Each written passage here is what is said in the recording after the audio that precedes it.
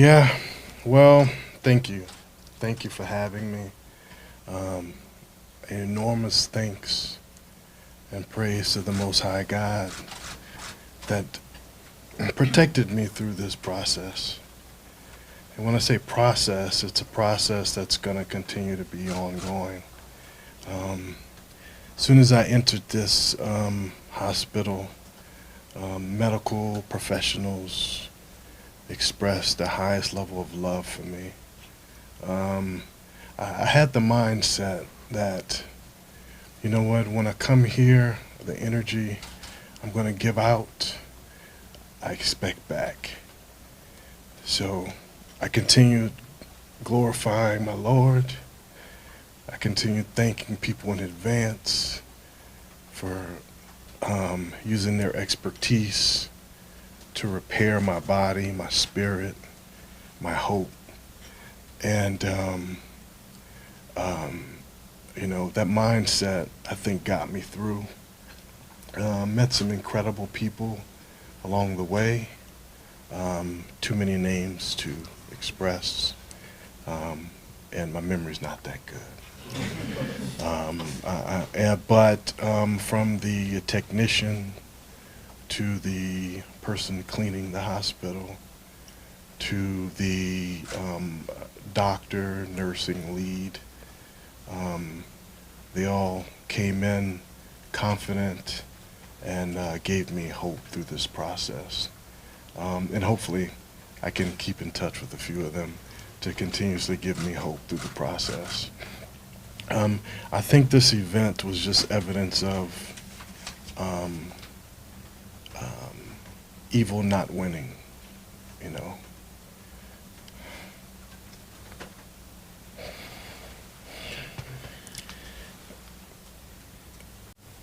The power of God just showed brightly and gave me an opportunity to fight through this process, and evil is not going to win. Um, you know, I think my faith is strong, as most people have evidence that in this in the hospital. I have nothing to say about the shooting or the shooter or anything like that. It's all love. I believe you give love, you get love. And that's why I'm here today. You give love, you get love. I'm grateful to be able to continue my um, healing process with hopefully Medical City or other doctors or other branches of medical help. Um, I'm just grateful to be here, grateful to see my daughter again, great to see my supportive team, my fraternity brothers, Alpha Phi Alpha Fraternity Incorporated, locally, nationally, administration of the hospital, um, um, family, friends. It's just incredible what we could do if we unify and come together for a great cause, put our minds together. Prayer, man, the prayer is just incredible. I mean, people are praying all over the country, UK, Arizona. I'm getting all kinds of feedback of people praying for me. I just want to say I'm grateful, I'm thankful, and love everyone. Thank you. Also, I know you guys are going to have questions, and I'll just ask you to just sort of limit your questions just a little bit. This has been very difficult for Irving to try to have to relive this. But I know I can echo on behalf of Irving's family, friends, fraternity brothers. One of the most difficult things for us is getting him away from Medical City. I mean, because I think the way they have treated him here, I think it's been fantastic. He calls you guys his dream team, and I think that means a lot to Irving. You guys are going to hear his story.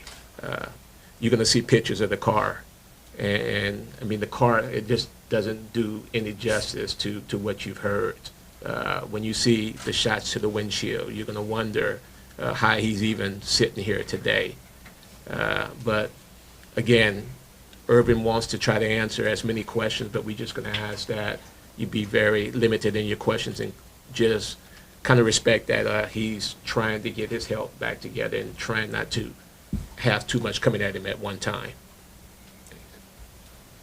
Okay.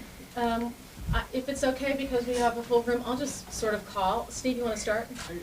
Mr. Walker, I do, because Dr. Kim and Ms. Summers gave a scenario of where they were when this happened. Your comfort level in explaining to us just the scenario for you, where you just driving up. My understanding, you didn't even get a chance to park, where you're able to share for you the chronology of what happened to you. Yes, I can. Yes, I can do that. I was dropping my girlfriend off to a store. The line was extremely long. I was at the Tanger Outlet Mall, and I was lying around the building. I said, "Hey, go ahead and enter the building, and I'll park." It was a weekend before Mother's Day. I anticipated it was going to be very difficult to park. So I said to go ahead and get a head start, and I'll be in there shortly. I had to, I could not park close in proximity to the store, so I proceeded around, and that's where a tragedy started. First off, Mr. Walker, I'm glad that you're here praying for you and the others as they continue to recover. Thank you. And kudos to all of you. Appreciate all your hard work. In your comfort level, if you feel comfortable answering this, in regards to the security guard, Christian McCord, who died in Cairo, did you have interaction with him, and would you feel comfortable just talking about the interaction? Okay. Just very briefly, you can. Well, after I had already been impacted by the shooter, and I'd already exited my vehicle and running seeking for help, because I knew I couldn't drive to the emergency room. I wasn't too familiar with the area, so my mindset was to let me get out and seek help, right? I knew I was bleeding profusely, so I got out my vehicle, and I saw what looked like a security officer approaching on his Sedgwick, and I ran towards that way. So that was our initial meeting. He came to me. He appeared at, I don't know how much detail I should give, Yeah. but that was our interaction. You know, and he proceeded to tell me to have a seat, because I was walking and running.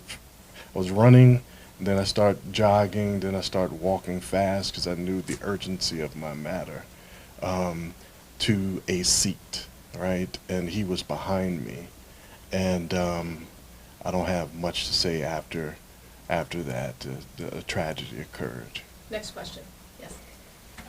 It's been beautiful hearing you discuss your strong faith. If you're comfortable with it, could you tell us about the way that you prayed while you were at the mall, if you're open to that?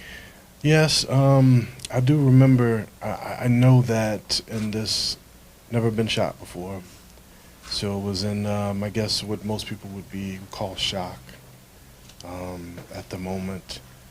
But anytime I'm in trouble, I call on the Lord, because I knew God was the only way I'd get out of that. And it wouldn't be a person per se. It would be, you know, God that would bring me through that process. So I just began to praise Him and be thankful, glorify Him as the Most High, and most people that know me, I might just start praying out of the whim. I may just start giving him glory in the most unforeseen times. So people that know me, it's just something I do. Um, and so to answer your question, I'm always praying, but I just exalted him as the Most High during that time and asked him for his protection. And that's it. Next question back there. Mr. Walker, appreciate you making time. And good advice for all of us, always be praying. I'm curious, as you sat there wounded and praying, when did you know for certain that you were going to be okay? I would have to say this. First off, I didn't see the shooter. So, when did I know it was going to be okay? Let me think about that. If it's okay, may I just redirect this just a little bit? Mr. Walker still has a way to go in his recovery, so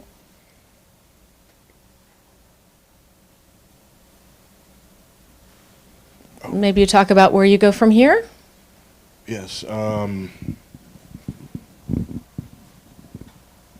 want me to? Maybe we